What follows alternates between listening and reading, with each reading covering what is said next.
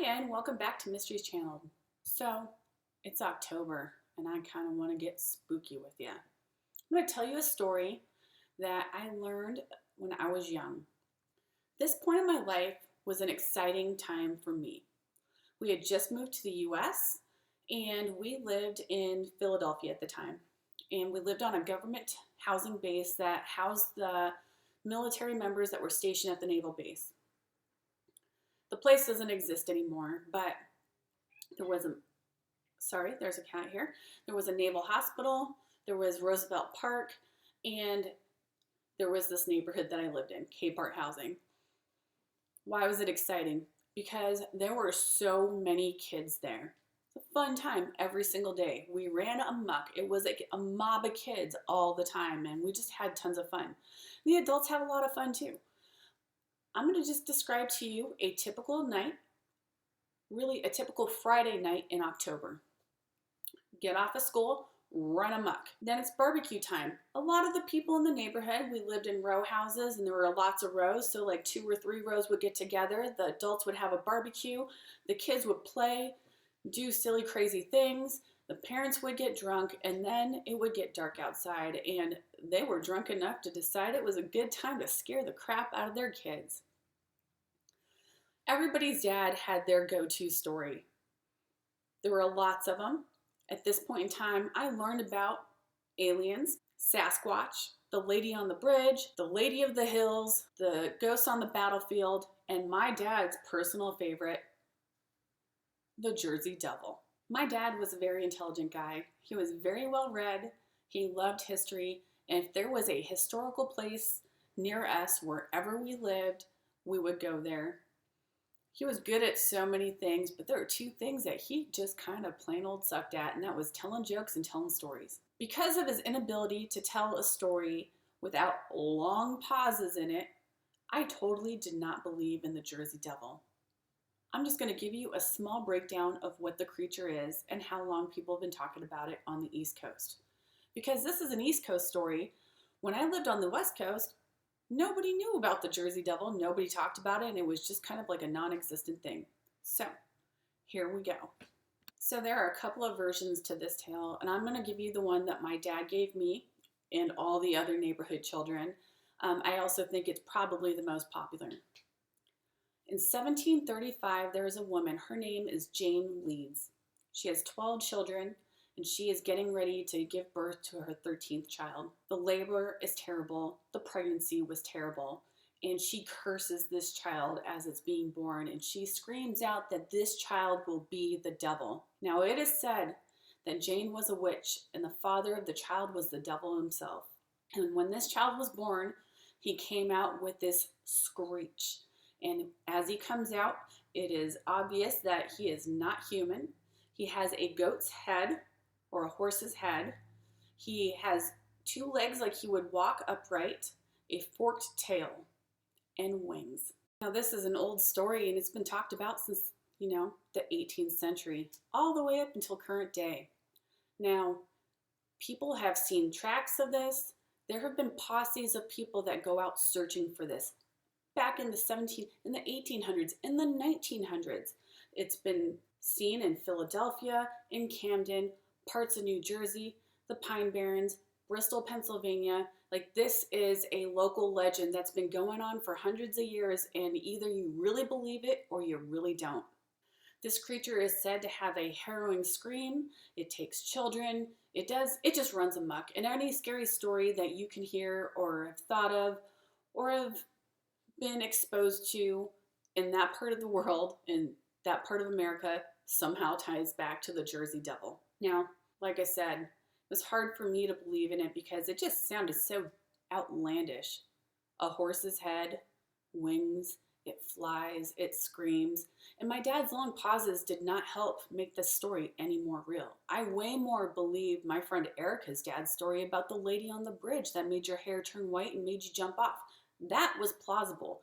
The Jersey Devil, folklore. Now fast forward about 15 years forward, and this is not my story, but it is something that has stuck with me for a very long time. I'm going to change the name and the place, but I will say it's the Pacific Northwest.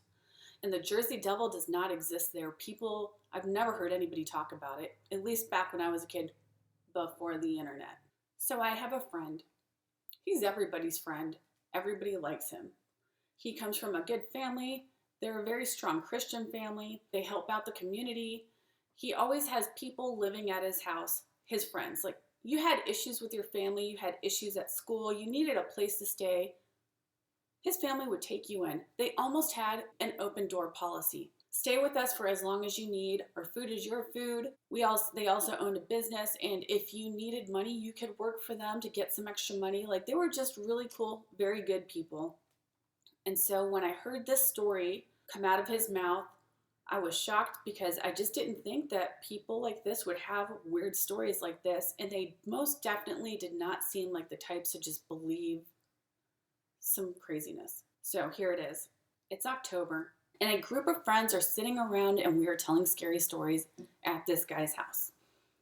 We all have our stories, and I tell a story, and it is not the Jersey Devil, but he tells his story, and it's not like he is telling some story he heard, like the woman on the bridge that makes your hair turn white. No, he's telling his own story, and it is tense, and this is how it goes.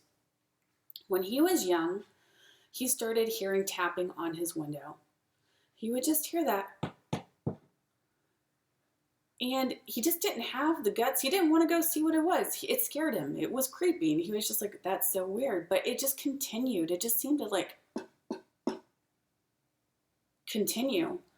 And so he one day finally goes up and he looks out his window. And as he gets up to the window, there is something looking back at him. And as soon as he sees it, he jumps back and he's like, whoa. Now things start to intensify at this point. He's young. He's about third grade. He doesn't tell anybody about this. I mean, it's kind of weird. It's kind of crazy. And he's not trying to deliver this information to his family. He doesn't tell his friends. But things start to get weird. When he saw this creature and it saw him, it's almost like a connection was made. And he felt like it was like, you saw me and now you're going to hear me. And he started having these crazy thoughts that were not his thoughts. Weird thoughts. Thoughts he never acted on, but they were eating at him. Thoughts to set a fire in the basement.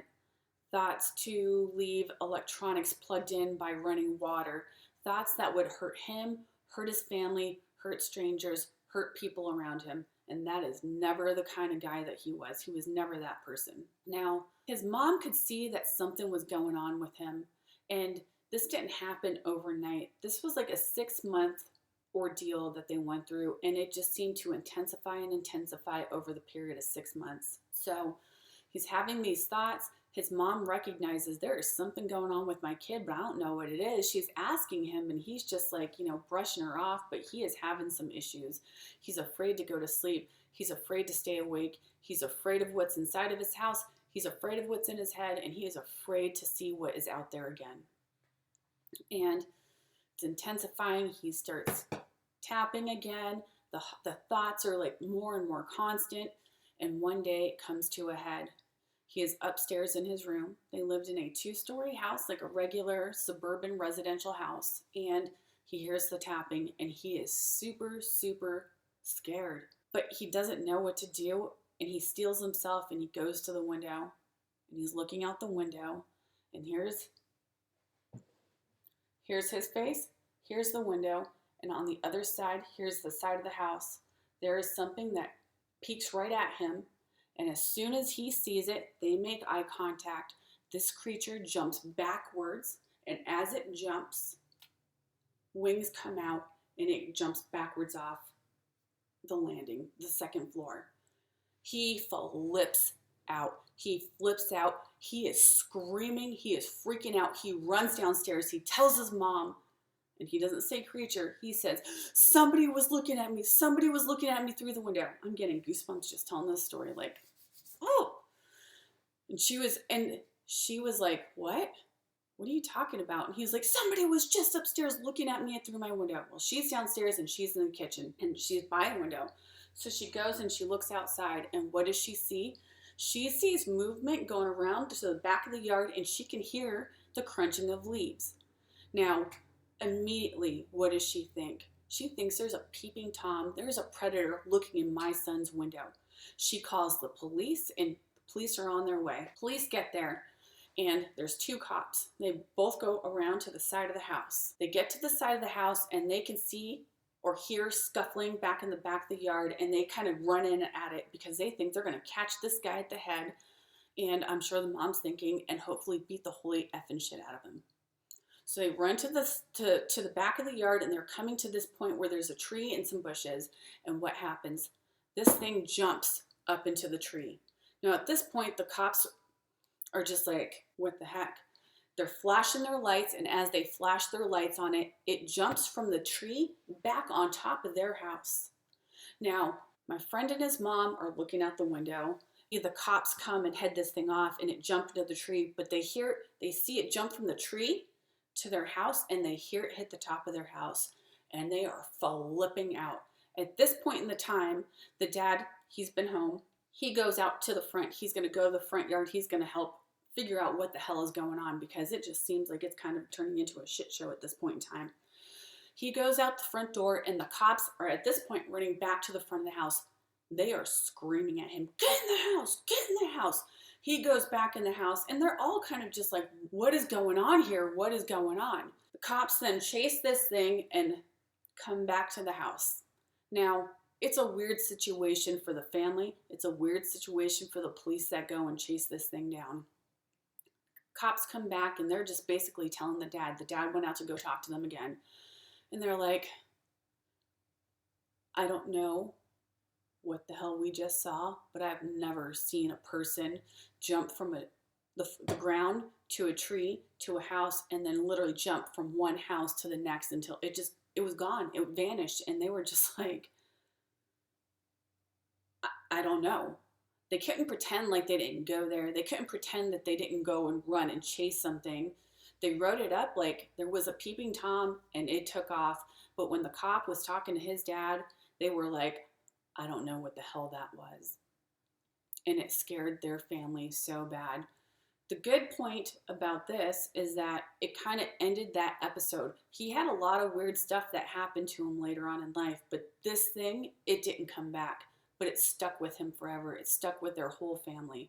Now, he tells us this story, and there's a group of us, and we're just like, what? And when he told the story, he told us about the wings. And there was a tiny little piece of me that thought, Jersey Devil, but not all the way yet. We're asking him, like, what did it look like? What was it? And this is what he said. He said it had an animal face. It had two legs that it was standing on, and when it jumped backwards is when he saw the wings spread out. He didn't say forked tail, but everything that he said hit me in the face like a ton of rocks, and I thought, holy crap. My dad's story about the Jersey Devil is real, and it doesn't even just live in Jersey. Now, I know this proves nothing, right? But it's Halloween, and we wanted to get spooky. At least I did. I'm just saying, there's a story that has hundreds of years of accounts. And let me just say, while researching the Jersey Devil again to get my mind back to where, my dad had it long ago, there are accounts of police going out and literally shooting at this thing that they saw, never hitting it. It's almost so weird and surreal to me to hear about police back then dealing with it, police in our day dealing with it, and still this creature is out there running amok, and God knows what it's really doing. All right, well, that is my scary, creepy little story that I have to tell you. I'm not gonna lie, truly, when I was a kid, I just thought my dad's story was so stinking lame. It was not until years down the road where I was like, oh my goodness. Anyway, if you liked what you saw, please leave a like, subscribe, share your thoughts. Leave some comments on the bottom. Tell me, have you ever heard any weird Jersey Devil stories? Do you have any other weird stories that I should know about? I want to know.